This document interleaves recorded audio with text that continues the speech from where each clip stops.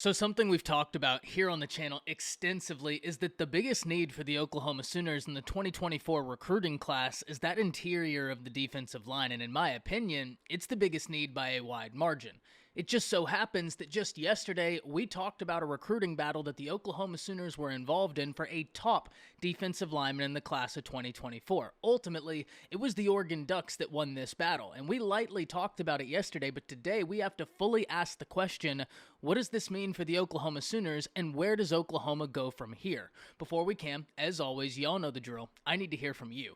Hop down to the comments, give me a Y for yes or an N for no. Do you think the Oklahoma Sooners are going to have a big year in interior defensive lineman acquisitions? And let me know what you're thinking. If you're new to the channel, be sure to subscribe. Hit that bell notification as I do constant college football content and you don't want to miss any of it. And if you enjoyed the content, be sure to like and comment down below, as those interactions seem small, but they are massive to content creators such as myself, with both getting picked up and maintained by the YouTube algorithm. And we're on a push to 20,000 subscribers. We are so close to 19,000 subscribers. I'd love to have you a part of this unbelievable community. But having said all of that, let's jump right into this. And first and foremost, we need to answer the first question. What does this mean for the Oklahoma Sooners? And luckily for Oklahoma, it's May. There's still nothing but time and opportunity in front of you for the class of 2024. And one thing we do know about this Oklahoma Sooners staff, they recruited a really high level. Brent Venables got there with not a lot of time left on the clock and was able to turn that into a top 10 recruiting class, and then followed it up in the class of 2023 with a top 5 recruiting class. So getting these top classes, that's not the issue for the Oklahoma Sooners. Specifically, what does Oklahoma do about the interior of the defensive line position? And while it's absolutely true that there's so much time and opportunity in front of you, you still want to win the battles that you're involved in for a position that you have a need at. Luckily for Oklahoma, you're still in the mix for several big names. Names we talked about yesterday, but let's really dive into this. You're in the mix for Williams and Winari, who's a top 10 player in the nation. David Stone, a top 10 player in the nation. Nigel Smith, Joseph Ajonye, and T.A. Cunningham, just to name a few. Okuye is an individual from the state of Oklahoma who just took a visit to the Oklahoma Sooners and included them in his top 10, but he's more of an edge guy. And while you absolutely take anybody along that defensive line you can get, because it's so important to that Brent Venables scheme, we're talking specifically about the interior of the defensive line here, a position group that, if the whole defensive line is important to this Brent Venables scheme, the interior is paramount for it. So when we go through this list, you have a Williams and Winari. Like I said, top 5 player in the class. Oklahoma currently has a crystal ball inserted in their favor, but the Tennessee Volunteers are really trying to make up ground here, and they're not going to be alone. He has a visit scheduled for Georgia and Oregon as well, and you can bet your bottom dollar that both of those schools are going to do everything in their power to try and get Winari a part of that class. He's a top 5 player and a really interesting talent. Winari is an individual that could play outside or interior, so depending on the need of a team, his versatility is going to make him a really big target for several institutions, including the Oklahoma Sooners. One thing we talk about with Brent Venables is how much he loves versatility for his defensive guys.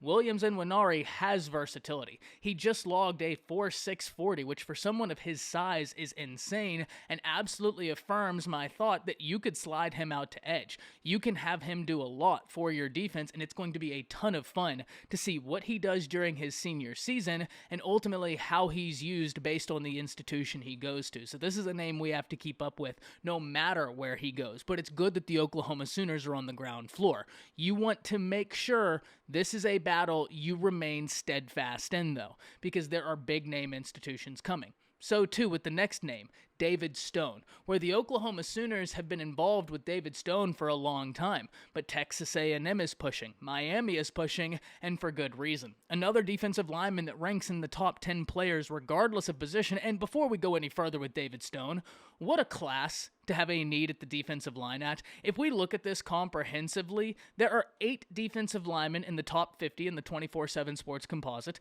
There are 12 defensive linemen in the top 100 and 31 defensive linemen in the top 300 prospects in the nation, and several guys outside of that that you would love to have into your roster. So for the Oklahoma Sooners, there is good news here. If there was ever a year to have a need at the interior defensive line, this is the year. There are so many guys that you can turn your attention to, which is exactly why when there's this massive debate online about is losing Sims a big deal, is this a loss, or is it no big deal, you have both parties waging war ferociously on one another.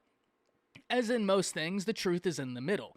While it is a loss that you lose Sims, depending on the work you do between now and whenever the ink dries on that paper, determines how big of a loss it is. What I mean is, if Oklahoma exits this and they land 3 of those guys, in Nwaneri, Stone, Ajonye, T.A. Cunningham, or Nigel Smith, if they land 3 of those guys, I think most Oklahoma fans feel pretty good about their defensive line acquisitions in the class of 2024. However, if they miss on those guys, this is a conversation that we'll circle back to. So no, Za'Davian Sims choosing the Oregon Ducks over Oklahoma isn't the end of the world, and yesterday I said I'm sure Oklahoma will remain involved, but then reports come out that saying he's shutting down all official visits, so that's something we've got to look out for.